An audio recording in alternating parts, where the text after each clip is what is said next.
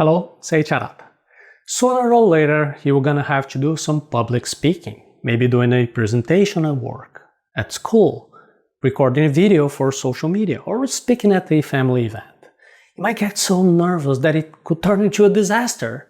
Well, that's what you think. You know what I'm talking about? When you have to open your mouth to speak and everybody's looking at you, and then your heart races, your hands sweat, and your mind goes blank. Was there something wrong with you? Well, the truth is that a huge percentage of the population feels nervous speaking in front of others, so you're not alone. Science and psychology have studied this, and it even has a name: glossophobia, the fear of public speaking. You've probably tried to overcome this before, but it didn't work. We're here, right? Maybe you were very motivated at first, but when it was actually time for you to speak, fear came back stronger as ever. That's why we can say that motivation doesn't work for this. Well, if you want a solution to this problem, I'm going to be telling you in two different parts. First, I'm going to be giving you the basics. It all comes from a lack of confidence. Let me repeat that. Your fear comes from your lack of confidence. Don't trust yourself because you don't keep your word to yourself. Real confidence starts when you stop lying to yourself. You have to learn to keep your word to yourself. Let me explain about that. The word confidence comes from Latin. It's derived from the verb confidere, which means to have full trust. The verb confidere has two parts, con and fidere. Con is a prefix meaning with, together. Fidere means trust, to have faith. The root is related to fides, which is the Latin word for faith. So when you put them together, it means with trust, to fully trust. Well, what does that mean? Why am I explaining the origin of the word to you? Is this like a literature class? Of course not. But if you don't even understand the meaning of the words that you're using on your everyday life, it's going to be very difficult for you to make good use of them. And then you can't think clearly. And then become confused, not knowing what to do. But when you understand that when you tell me that you lack confidence, that means that you lack the capacity to fully trust yourself, now we have progress. So take note of this. When you don't keep promises to yourself, it hurts your confidence. Think about it. You promised to practice speaking every day, but you didn't. It's almost like you lied to yourself, and then it makes it harder to trust yourself the next time. Because if you can't trust yourself, you don't have confidence. When there is no confidence, there is fear, anxiety, doubt, distrust. It's like somebody who broke a promise to you. Would you ever trust them again? Probably not. So treat your own promises as seriously as the promises that you make to other people. Depend more on commitment rather than motivation. Motivation can be very strong at first, but it can also fade. Those times that you didn't feel like practicing your speech, or you skipped your exercises because you were lacking motivation, which was not there. Instead of that, you have to be practicing as a commitment. Make realistic commitments to yourself. For example, practice speaking every day for just 10 minutes. Even on difficult days, you can keep that promise. If you don't know how to get things done, you have to take a look at our focus course at arata.se/focus course. We're going to be doing activities together. And then you will send your activities to Arata Academy. We're going to be manually reviewing your activities and giving you feedback. You will record videos of yourself doing the activities, and this is the only way that we can see what you're doing wrong so we can fix it and do it better together. When you keep promises to yourself, you build trust in your abilities. The small promise that you keep is like a brick in the foundation of your confidence, and this adds up. And then you can see yourself as somebody who actually can be putting in the effort and the work to improve your act of overcoming your fear of speaking. And you'll never stop feeling fear. The only thing you can do is learn how to act after feeling the fear. Besides practicing to slowly regain your confidence in yourself by keeping your promises, you also need to learn how to manage your emotions. But there's a big misconception that we need to clarify. You cannot control what you feel, but you can control what you're going to be doing after those feelings. This is key. When you feel anxious about speaking, you have the power to direct your focus and your actions. You can develop techniques to manage your emotions. One very effective method is controlled breathing. When you're stressed before speaking, take slow and deep breaths. This will calm your mind and your body, then you can feel and think more clearly. All of this is about when we talk about handling your emotional reactions when it is time to speak. When you feel that wave of fear, just pause. Don't react immediately. Just notice the fear, like a cameraman filming something interesting that is going on, is happening in a documentary. In this moment, you are feeling anxious. You just noticed. But there is a short interval between that and actually deciding what are you going to be doing about it. What will you do? Are you going maybe to send an email canceling the event, saying you cannot speak in that event anymore? Are you going to be asking someone else to be helping you? Before you react, pause. That's it. When you face a difficult speaking situation, remember to pause before you react. This pause will give you time to think about the best response. It's like taking a step back, then you can see the whole picture and decide if it is worth reacting or better to stay calm and think about these things from a different perspective. And also notice that this is a very, very precious moment. You can make a better choice because you already felt the fear. There's no way to control that. It is a waste of time to try to not feel fear because it already happened. What you can control is what you're going to be doing next. Always remember, you have the power to choose your response. Use this pause to breathe and think, and then decide the best way to act. Respond calmly instead of just acting on impulse.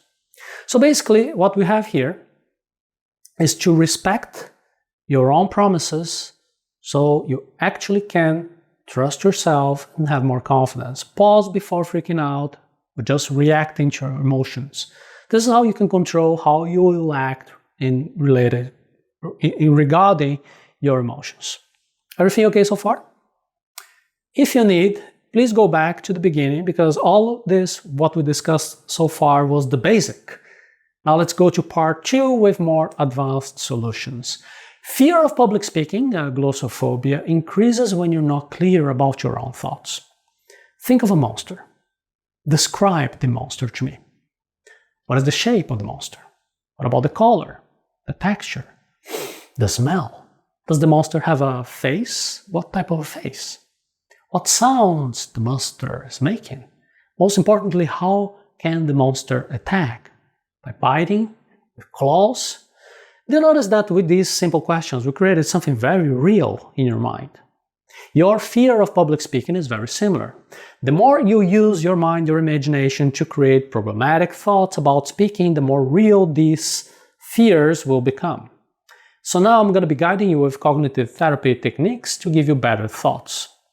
Your new thoughts will help you to clarify what public speaking really is, and we're going to be replacing that little monster that you created in the past. Using these simple techniques, you're going to be changing how you think, how you feel about speaking in front of others. Let's first talk about thought records. Since 2007, when Arata Academy sold its first online training, I recommend you keep a personal note-taking system. It can be using your phone, your personal computer, it can be using a paper notebook. The most important thing, you should never just be thinking with your head only. It has to be written down. Okay? Deal? Good. So imagine you have a big presentation coming up. What are you going to start thinking? Maybe something like, oh no, I'm going to forget everything. The audience will laugh at me. Whatever it is that you're thinking, write these thoughts down. Now analyze these thoughts. Ask yourself, is there any evidence about all of this that can support these ideas? Take a look at your past experiences. Did you actually forget everything before? Did people actually laugh at you? You see that these thoughts are exaggerated. Now you can have alternative and more accurate thoughts, such as, I've prepared well, so I'm going to be doing the best I can today. Tomorrow is going to be even better. What other little monsters did you have? You may have written, if I make a mistake, it's going to be a disaster. it's going to be over. Everybody's going to think I'm incompetent. There is a name for this type of a catastrophic scenario. It is a cognitive distortion. Your way of interpreting reality is not accurate. It is distorted. You should think differently about it. You should reframe your thoughts. You can tell yourself, well, even if I make a mistake, it's not the end of the world. It is part of the process to become better. If you believe that public speaking is terrifying, you can test this belief in a safe environment. You can speak in front of a small, friendly group and see how they react. You can gather evidence that challenges your negative thoughts about speaking publicly. And you might realize that people are more supportive than you imagined. To put these techniques into practice, you can keep a journal specific to your journey of acquiring speaking techniques. You can go and before a speaking event, write down what are your thoughts, what are your feelings, and then after the event, you can reflect and see what happened. And see if your fears were really justified or maybe was an invention of your mind. How did the audience actually react? This will help you to see the patterns and also your progress over time. Of course, it's going to be a process that will take many days and you have to be consistent. The problem is that today you're excited and you forget about it tomorrow. So that's why you have to first of all improve your focus, visiting the link arata.se/focus course. And you can use exposure therapy with systematic desensitization to deal with your fears, including glossophobia. Let's talk about another very powerful technique, exposure therapy with systematic desensitization. This method will help you to gradually lose your fear of public speaking and reducing your anxiety over time. The first thing you need to do is to create a hierarchy of anxiety about public speaking. You can think about different types of speaking situations that make you nervous, listing them from the least to the most frightening. For example, speaking alone, speaking looking at your phone, recording yourself, talking to just one person, to a small group, and then to a large audience. And give each situation a score from 0 to 100 to see how much anxiety each situation causes you. You need to start slowly with speaking situations, with the easy tasks, just reading out loud to yourself. And then later, recording yourself talking to your phone camera. And later, you can talk to one friend. You can use the relaxation methods that I talked about here before. And for each task, you're going to be increasing the level of difficulty. You can make a toast in a small dinner party. You can do a presentation to a small team at your work. And you can be doing this over and over and manage how you handle your fear and see that fear decrease before you go to the next level, to the next task. Reading to yourself or recording yourself is a very good idea, but you also need to be actually talking to other people in real life. For that, you can join groups and speak to people in your area, your local groups. In my case, I was a volunteer at a non-profit organization. I would go to another town, which was like 1.5 hours just of traffic, of distance, and I was doing that for free as a volunteer. It was a group that had a very special way of helping people. They would say, okay, if you want to attend, you bring 1 pack of sugar or 1 can of powdered milk, so you can attend the talks. The food was not for the group itself. The group was giving that as a donation to the poor community. I spoke for free. The group didn't make any money, so it was a way for everybody to help everybody. That's how I began. And nowadays it's pretty common for me to be receiving invitations from banks, car manufacturers, airline companies. They ask, "Oh, can you come here? Can you speak to our group of employees?"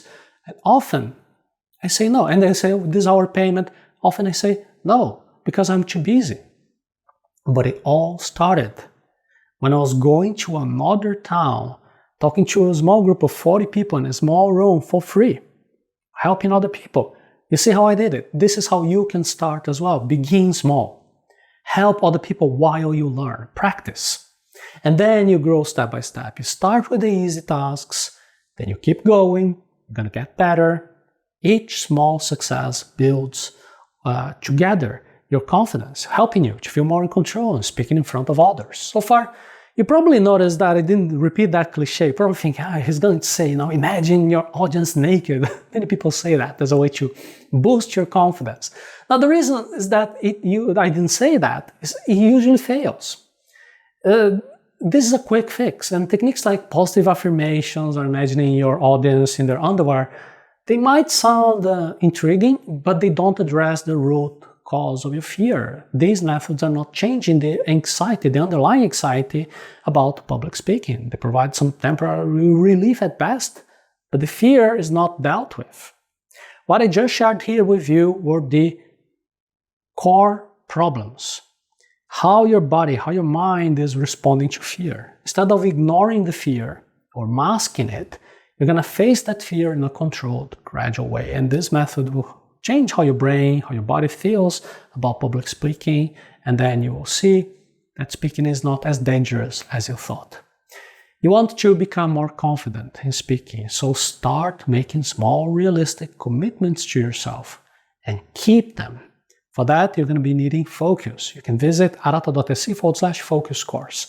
And as you progress, it's like placing one brick on top of another. Focus on the commitment, much more than motivation. Develop techniques to manage your choices after feeling your emotions. Pause and think before reacting to your emotions. By following these steps, you can develop a strong sense of self-confidence in speaking. Keep each promise small. Controlled focus, a calm response to every feeling you have, you strengthen your abilities, and with that, you strengthen the faith you have in yourself, you have more confidence, and then you can overcome your fear.